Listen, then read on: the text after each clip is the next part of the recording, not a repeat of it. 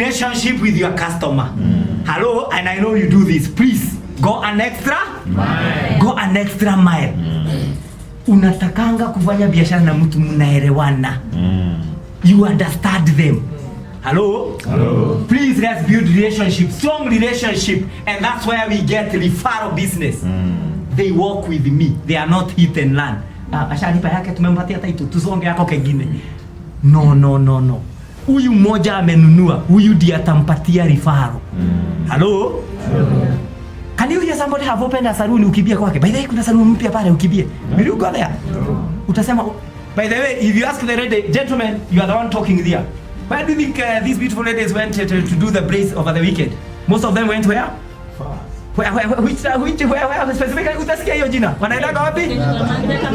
It is common knowledge. Unatoka kwenu unalipa matatu. Unachukua ingine. Uenda wapi? Is it the cheapest? No. Okay? No. That everybody is talking about them. They do quality braids. Utarara kama umelalia pilo hivi. Okay. Baba Yoji unakumbuka kwako. That's how I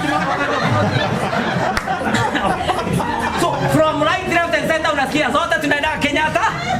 Yet in every plot, in every estate, hapa chini kuna saloon, okay? But you want to go where there are good service, relationship. What have those guys done? They have cultivated what? Relationship.